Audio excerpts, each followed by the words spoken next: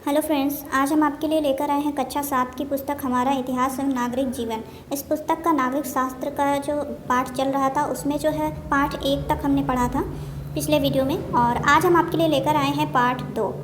पाठ का नाम है व्यवस्थापिका। इसका काम होता है कानून बनाना। तो आज हम इसके बारे में पढ़ेंगे, परंतु इस वीडियो को शुरू करने से पहले एक बार ये रिवाइज़ करते हैं कि पिछले वीडियो में, पिछले लेसन में हमने क्या क्या सीखा। तो पिछले लेसन में हमने संविधान सभा के अध्यक्ष के बारे में जाना। संविधान सभा की प्रारूप समिति के अध्यक्ष कौन थे, मौलिक अधिकारों की संख्या क्या है, मौलिक अधिकार कौन कौन से हैं, ये सब हमने जाना। समानता का अधिकार और इसके अतिरिक्त राज्य के नीति निर्देशक तत्व, मूल कर्तव्यों के बारे में हमने जाना। संविधान सभा में भारतीय नागरिकों को कितने मौलिक कर्तव्य दिए गए हैं, ये सब हमने एक एक करके देखा। और मौलिक अधिकारों के हनन होने पर भारतीय नागरिक किसकी शरण में जा सकता है और उसकी प्रक्रिया कैसी होगी, इन सब के बारे में हमने देखा था। अगर आपने पिछला वीडियो नहीं देखा तो आप प्लेलिस्ट में जाकर देख सकते हैं। मौलिक कर्तव्यों को 1976 में जो है जोड़ा गया था। ये सब बहुत ही महत्वपूर्ण पॉइंट हमने देखा था पिछले वीडियो में। बाल अधिकारों के बारे में हमने जाना। बाल अधिकारों की मानव अधिकार के बारे में हमने इसके अतिरिक्त जाना। बचपन बचाओ आंदोलन कैलाश सत्यार्थी का, उसके बारे में हमने जाना। मानवाधिकार आयोग की स्थापना कब की गई, ये सब हमने देखा था। और बच्चों से जो है बच्चों के अधिकार कौन कौन से हैं, ये सब हमने देखा था। अभिभावकों का क्या जो है कर्तव्य है बच्चों के प्रति, वो भी हमने देखा। तो वो पिछला वीडियो देखने के लिए आप प्लेलिस्ट में जाकर देख सकते हैं। नागरिक शास्त्र कक्षा 7 की पुस्तक का ये प्लेलिस्ट में है, आप देख सकते हैं। और आज का वीडियो हम शुरू करते हैं। पाठ का नाम है व्यवस्थापिका। इसका काम होता है कानून बनाना। हमारे संविधान में कहा गया है कि भारत अर्थात इंडिया राज्यों का संघ होगा। इसका अर्थ यह है कि भारतीय संघ का पूरा क्षेत्र सभी राज्यों और केंद्र शासित प्रदेशों से मिलकर बना है। अपने शिक्षक की सहायता से भारत का राजनीतिक मानचित्र देखकर अपने देश के राज्यों एवं केंद्र शासित प्रदेशों की सूची अपनी अभ्यास पुस्तिका में बनाइए। ये बच्चों के लिए है, ये वाला पॉइंट। आगे है, भारत में संघ यानी केंद्र तथा राज्य सरकारों के अधिकार संविधान द्वारा निश्चित किए गए हैं। चूंकि भारत राज्यों का संघ है, इसलिए संघ और राज्य के काम बटे हुए हैं। संघ सरकार जो कानून बनाती है वह पूरे देश के लिए बनाती है। वह ऐसे मामलों यानी विषयों का कानून बनाती है जो किसी एक राज्य के लिए न होकर सभी राज्य के लिए होते हैं। संघ एवं राज्यों के बीच विधायी शक्तियों का विभाजन 3 सूचियों में किया गया है, जो भारतीय संघीय व्यवस्था का प्रमुख लक्षण है। ये तीनों सूचियाँ इस प्रकार हैं। 3 सूची बनाई गई है। पहली है संघ सूची, जिस पर केंद्र सरकार कानून बनाती है। दूसरी है राज्य सूची और तीसरी है समवर्ती सूची। समवर्ती सूची जिस पे जो है केंद्र और राज्य सरकार दोनों कानून बना सकती हैं और उसका पालन कर सकती हैं अपने अपने एरिया में, और केंद्र सरकार भी उस पर बना सकती है। तो इसके बारे में हम देखते हैं तीनों सूचियों के बारे में। तो यहाँ देखिए, पहला पॉइंट है संघ सूची। इस सूची के विषयों पर विधि यानी कानून बनाने का अधिकार संसद को प्राप्त है, जिसमें से कुछ प्रमुख विषय निम्न हैं। ठीक है, ये जो सूची होती है संघ सूची, इसमें जो है जो कानून बनता है वो केवल संसद में।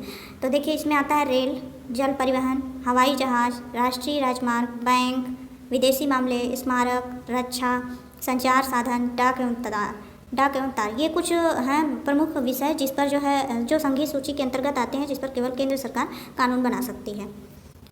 आगे है राज्य सूची। इस सूची के सभी विषयों पर कानून बनाने का अधिकार राज्य विधानमंडल को प्राप्त है।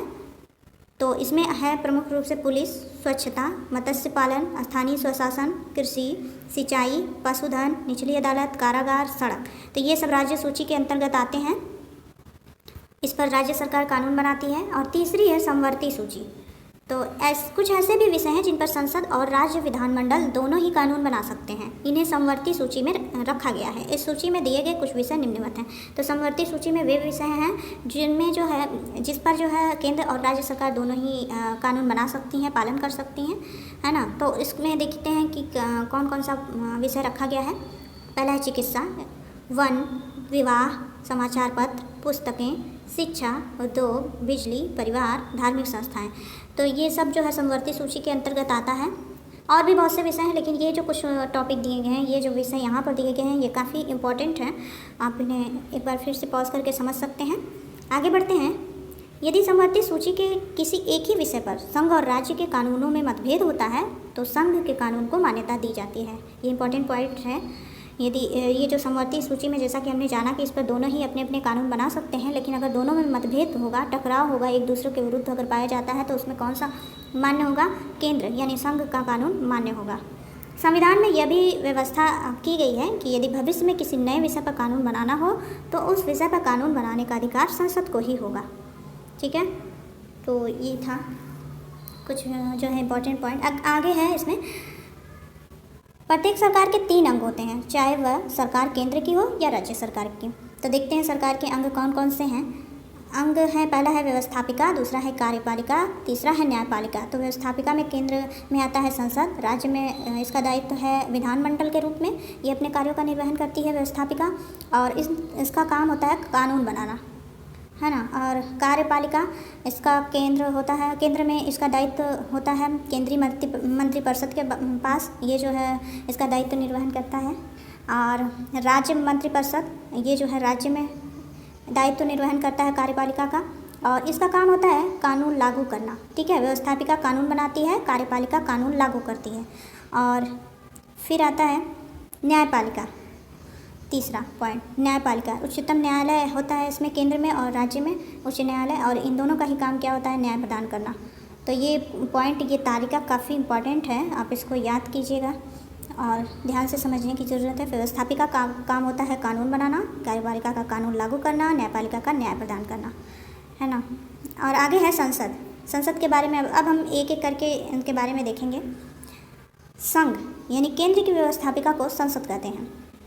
संसद का सबसे महत्वपूर्ण कार्य है देश के लिए कानून का निर्माण करना। संसद का क्या कार्य है, कानून का निर्माण करना। भारतीय संसद राष्ट्रपति और 2 सदनों लोकसभा और राज्यसभा से मिलकर बनती है। भारतीय संसद किससे बनती है, तो राष्ट्रपति और राज्यसभा और लोकसभा, ये तीनों मिलाकर किसका निर्माण करते हैं, संसद का। इंपॉर्टेंट पॉइंट है। आगे है लोकसभा। अब लोकसभा के बारे में देखते हैं। लोकसभा संसद का निम्न सदन है। लोकसभा के संसद का निम्न सदन किसे कहते हैं, लोकसभा को। लोकसभा के सदस्य जनता द्वारा प्रत्यक्ष रूप से चुने जाते हैं। लोकसभा के चुनाव के लिए पूरे देश को अनेक निर्वाचन क्षेत्रों में बांट दिया गया है। हर हिस्से को लोकसभा चुनाव क्षेत्र कहते हैं।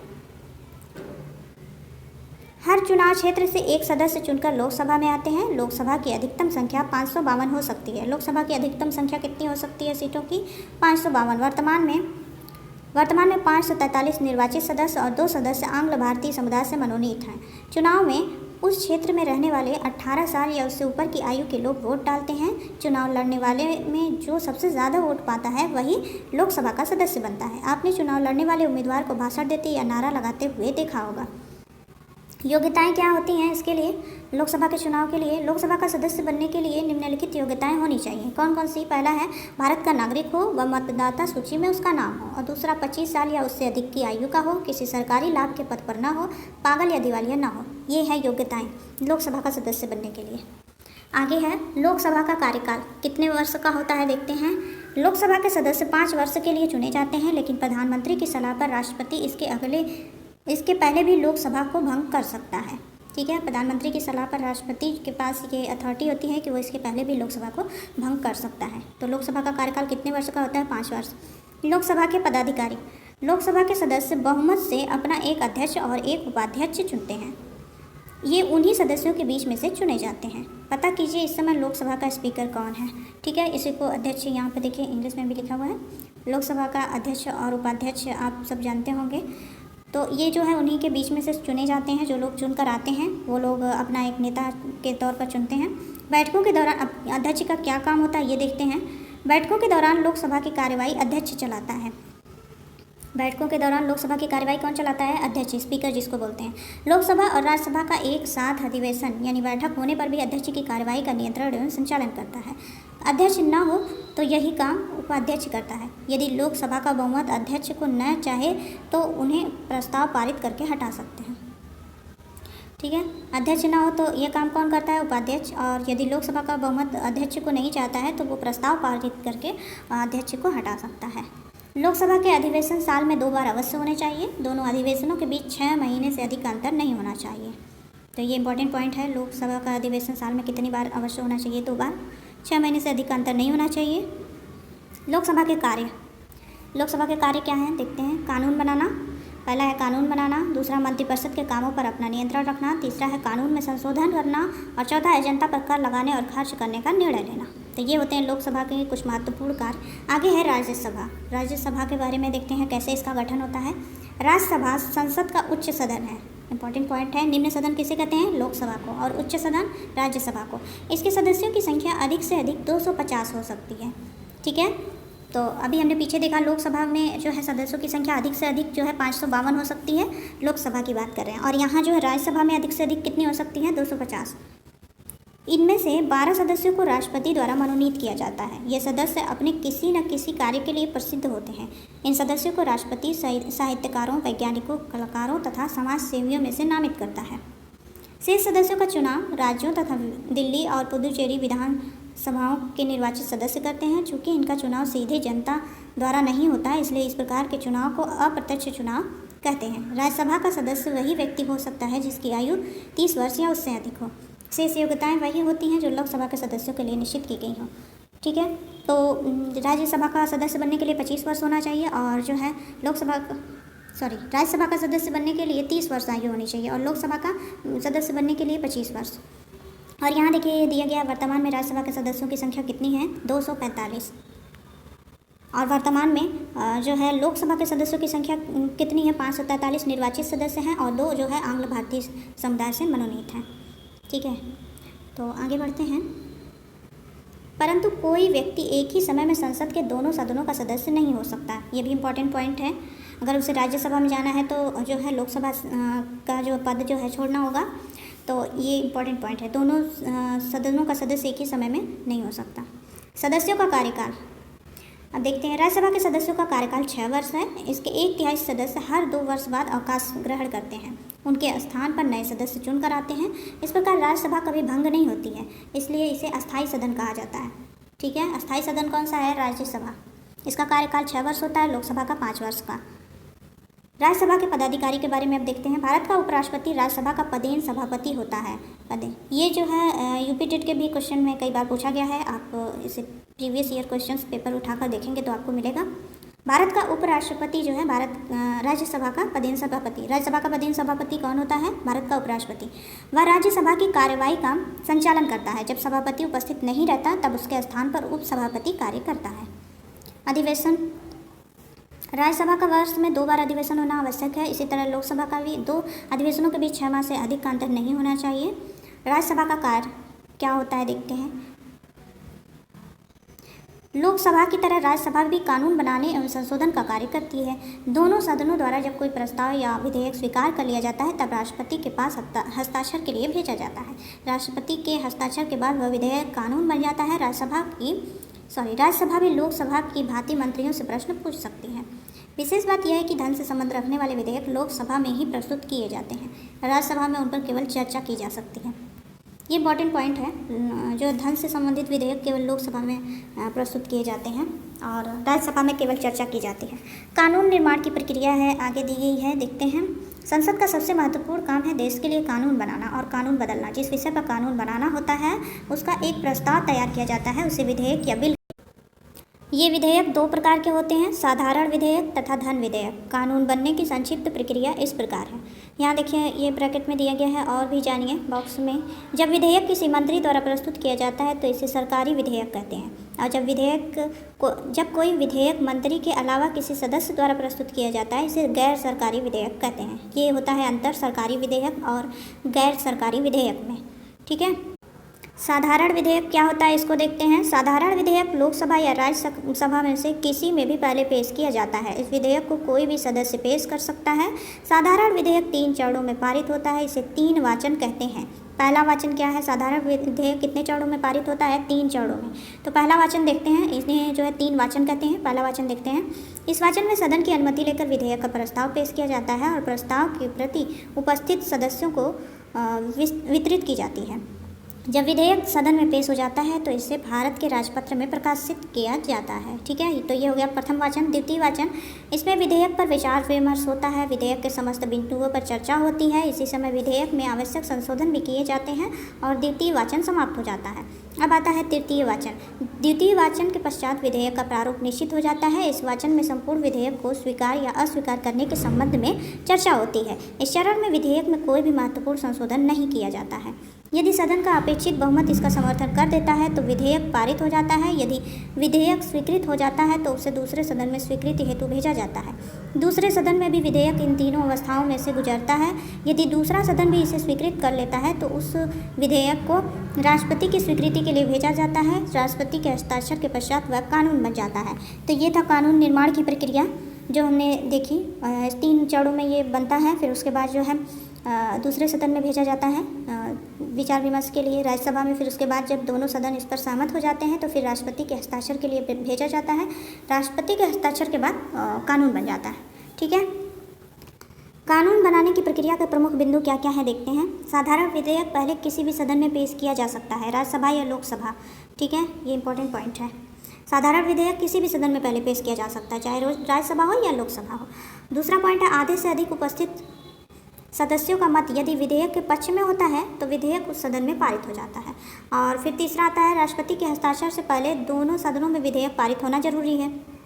तो फिर चौथा पॉइंट है आमतौर पर जब मत लिए जाते हैं तो सभा का सभापति अपना मत नहीं देता है, पर यदि विधेयक के पक्ष और विपक्ष में बराबर सदस्यों के मत है तो सभापति अपना मत दे सकता है। इस स्थिति में उसका मत निर्णायक होगा। यदि साधारण विधेयक एक सदन में पारित हो जाता है पर दूसरे सदन में नहीं पारित होता है तो समस्या उठ खड़ी होती है। इसे सुलझाने के लिए राष्ट्रपति दोनों सदनों की संयुक्त बैठक बुला सकता है।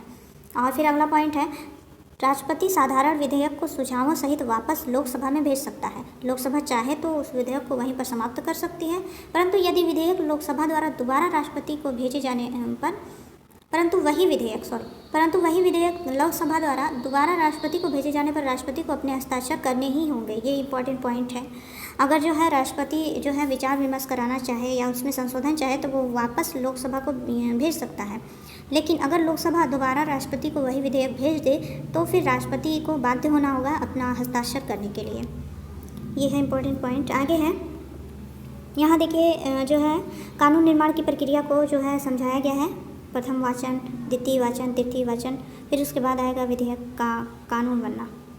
राष्ट्रपति का हस्ताक्षर होगा, दोनों सदनों में होगा, फिर उसके बाद जो है कानून राष्ट्रपति का हस्ताक्षर होगा, फिर ये कानून बन जाएगा। आप इसे पॉज करके भली भांति समझ सकते हैं। आगे बढ़ते हैं धन विधेयक। साधारण विधेयक तो किसी भी सभा में पेश किया जा सकता है। अब हम धन विधेयक के बारे में देखेंगे क्या होता है। जिन विधेयकों में खर्चे या आमदनी की बात जुड़ी है जैसे बजट, तो उसके लिए प्रक्रिया कुछ अलग है। जैसे ऐसे विधेयक राष्ट्रपति की अनुमति से ही संसद में पेश किए जा सकते हैं। ये विधेयक हमेशा पहले लोकसभा में पेश किए जाते हैं। अभी हमने पीछे पढ़ा कि जो साधारण विधेयक होता है वो राज्यसभा या लोकसभा दोनों में से किसी में भी पहले पेश हो सकता है, लेकिन यहाँ देखिए ये पॉइंट है, जो धन विधेयक होता है हमेशा पहले लोकसभा में ही पेश किए जाते हैं, है ना। आगे बढ़ते हैं। उन्हें मंत्री ही पेश कर सकते हैं और साधारण विधेयक कोई जो है सदस्य भी पेश कर सकता है, और जो धन विधेयक होता है वो केवल मंत्री ही पेश करेगा। केवल लोकसभा ही इन विधेयकों पर मत दे सकती है, अर्थात ये विधेयक लोकसभा से ही पारित होते हैं। राज्यसभा में ये विधेयक केवल चर्चा के लिए भेजे जाते हैं। राज्यसभा केवल 14 दिन के लिए धन विधेयक अपने पास रख सकती है। कितने दिन के लिए? 14 दिन के लिए। तो ये था धन विधेयक के बारे में हमने देखा। आगे है लोकतंत्र का एक और महत्वपूर्ण सिद्धांत है बहुमत का सिद्धांत। बहुमत से लोग चुने जाते हैं, बहुमत से ही विधेयक पारित होते हैं। इंपॉर्टेंट पॉइंट है। आगे है उत्तर प्रदेश के संदर्भ में कुछ पॉइंट दिए गए हैं, तो देखते हैं। उत्तर प्रदेश की व्यवस्थापिका को क्या कहते हैं? विधानमंडल। यह राज्यसभा, विधानसभा तथा विधान परिषद से मिलकर बनती है। और अगला है विधानसभा में 403 सदस्य होते हैं जो जनता द्वारा निर्वाचित होते हैं, जबकि एक सदस्य का मनोनयन राज्यपाल आंग्ल भारतीय समुदाय से करता है। इंपॉर्टेंट पॉइंट है। विधानसभा में कितने सदस्य होते हैं? 403। ये जनता द्वारा निर्वाचित होते हैं, और जबकि एक सदस्य जो है राज्यपाल आंग्ल भारतीय समुदाय से मनोनीत करता है। आगे है वही व्यक्ति विधानसभा का चुनाव लड़ सकता है जो 25 वर्ष या उससे अधिक आयु का हो। विधानसभा के सदस्यों को विधायक या एमएलए कहते हैं। ठीक है, विधानसभा के सदस्यों को क्या कहते हैं? MLA, member of legislative assembly. ठीक है, फुल फॉर्म है ये। और सभी सदस्य मिलकर अपने बीच में से ही एक अध्यक्ष और एक उपाध्यक्ष का चुनाव करते हैं, जैसे लोकसभा में होता है वैसे ही विधानसभा की बात हो रही है यहाँ पे। सामान्यतः विधानसभा का गठन 5 वर्ष के लिए किया जाता है, परंतु मंत्रिपरिषद की सलाह पर राज्यपाल इसे समय से पहले भी भंग कर सकता है, जैसे लोकसभा को राष्ट्रपति समय से पहले भंग कर सकता है। अभी हमने पीछे देखा। तो विधानसभा का गठन भी 5 वर्ष के लिए होता है, लोकसभा का भी 5 वर्ष के लिए। कुछ समानताएं हैं दोनों में, लेकिन ये राज्य स्तर पर है और वह केंद्र स्तर पर है। आगे है उत्तर प्रदेश विधान परिषद में 100 सदस्य होते हैं। उत्तर प्रदेश विधान परिषद में कितने सदस्य होते हैं? इंपॉर्टेंट पॉइंट है, आप इसे देख सकते हैं। 100 सदस्य होते हैं, और इसमें 38 सदस्य विधानसभा द्वारा, 36 सदस्य स्थानीय संस्थाओं द्वारा, 8 शिक्षकों द्वारा तथा 8 स्नातकों द्वारा निर्वाचित होते हैं। 10 सदस्य राज्यपाल द्वारा मनोनीत किए जाते हैं। तो ये था विधान परिषद के बारे में। विधानसभा में कितने जो है सदस्य होते हैं? अभी हमने देखा पीछे। विधानसभा में 403 सदस्य होते हैं और ये सभी जनता द्वारा होते हैं। 1 सदस्य राज्यपाल मनोनीत करता है, जबकि विधान परिषद में 100 सदस्य होते हैं। 38 जो है विधानसभा द्वारा आते हैं और 36 सदस्य भारतीय संस्थाओं द्वारा, 8 शिक्षकों द्वारा, 8 स्नातकों द्वारा और 10 सदस्य राज्यपाल मनोनीत करता है उत्तर प्रदेश विधान परिषद में। तो कुल मिलाकर हो जाते हैं 100। वही व्यक्ति विधान परिषद का सदस्य बन सकता है जो 30 वर्ष या उससे अधिक आयु का हो। विधान परिषद के सदस्यों को विधायक या MLC कहते हैं। ठीक है, member of legislative council, important point है। विधान परिषद के सदस्यों को विधायक या MLC कहते हैं। और जो है अभी हमने पीछे देखा, विधान सभा के सदस्यों को MLA कहते हैं, member of legislative assembly. Vidhan Parishad के सदस्य अपने बीच में से ही एक सभापति और एक उपसभापति चुनते हैं। अगला पॉइंट है, विधान परिषद एक अस्थायी सदन है। इसके सदस्यों का चुनाव 6 वर्ष के लिए किया जाता है। प्रत्येक वर्ष 1/3 सदस्य अवकाश ग्रहण करते हैं। और फिर अगला पॉइंट है ये, विधानमंडल का मुख्य कार्य कानून बनाना है। विधानसभा एवं विधान परिषद द्वारा पारित विधेयक राज्यपाल की सहमति के बाद कानून बन जाता है। और अंतिम पॉइंट है, हमारे प्रदेश का विधानसभा भवन लखनऊ में है स्थित है। तो ये था कुछ जो है पॉइंट जो उत्तर प्रदेश के बारे में जानकारी है जो अंत में दी गई थी स्पेशली। तो ये था पार्ट 2 जिसमें हमने जो है जाना व्यवस्थापिका के बारे में। आगे हम लेकर आएंगे पार्ट जो है 3 जिसमें होगा कार्यपालिका यानी कानून लागू करना। कार्यपालिका का काम होता है कानून लागू करना। तो ये कैसे कानून लागू करती है और इसमें जो है राष्ट्रपति की क्या भूमिका होती है, राष्ट्रपति पद के लिए कौन कौन सी योग्यताएं हैं, संसद का मंत्रिपरिषद कैसे नियंत्रण करता है विभिन्न चीज़ों पर, प्रधानमंत्री और मंत्रिपरिषद के क्या क्या कार्य हैं, राष्ट्रपति की आपातकालीन शक्तियाँ क्या हैं, इन सब के बारे में हम देखेंगे। तो उसके लिए प्लीज़ चैनल को सब्सक्राइब करें, वीडियो को लाइक करें। Thank you.